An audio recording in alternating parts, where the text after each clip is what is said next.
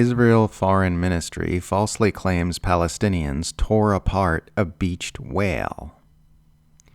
In one of the more freakish acts of genocide propaganda we've seen in the last 2 years, the official Twitter account of the Israel Foreign Ministry made a post smearing desperate, starving civilians as cruel savages, using the false allegation that they tore apart a whale that had become stranded on the beach. Gazans tore apart a stranded whale on the beach. This is cruelty that knows no limits. But we didn't hear anything from Greta P.R. Thunberg, the ministry tweeted, with accompanying footage of people using ropes to move the body of a sea creature on the beach. There's a lot to unpack about this one, but bear with me, because while this one instance of propaganda wouldn't even make a top 10,000 list of the most evil things Israel has done, it says so much about the way this genocidal apartheid state dehumanizes the Palestinian people. A quick glance shows that the animal in the video is not a whale at all, but a whale shark, easily recognizable by the distinct spots and ridges on its back, which no species of whale possesses. Whale sharks are not a type of whale at all, but the world's largest species of fish, so named only because of their immense size. Israel's foreign ministry falsely claimed the animal was a whale because starving civilians eat a fish does not make for good propaganda if you're trying to frame them as loathsome barbarians. Whales, unlike fish, can survive for hours or even days if they become stranded on land because they breathe air. The post is crafted to convey the image of a bunch of uncivilized subhumans ripping apart a sentient mammal while still alive in order to pull at the heartstrings of Western environmentalists. There is no such thing as a stranded fish. There are fish in the water, and there are dead fish. The whale shark in the video was dead, and had probably been dead for some time.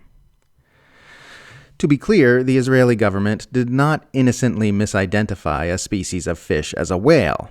The Israeli press had already reported that a whale shark had been butchered for food on the shores of Gaza, after previously reporting on sightings of the animal off Israel's shores weeks earlier.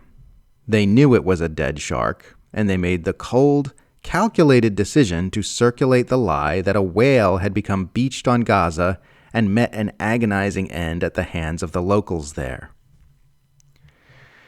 In a sense, this is a distinction without a difference, because only a monster would begrudge starving civilians feeding their children with actual whale meat in desperate times anyway. There is an overwhelming and consistent consensus among humanitarian aid groups that the people of Gaza are being starved by Israel. But the fact that they'd go out of their way to lie about such a thing in order to make Palestinians look like depraved vermin really illustrates the hateful intensity with which Israel wants to exterminate these people. I mean, think about it. Firstly, on its face, the Israeli government is suggesting that the lives of Palestinians are worth less than the life of a single whale. Just that one fact, all by itself, shows you how low the Israelis rank the value of Palestinian life in the grand order of things.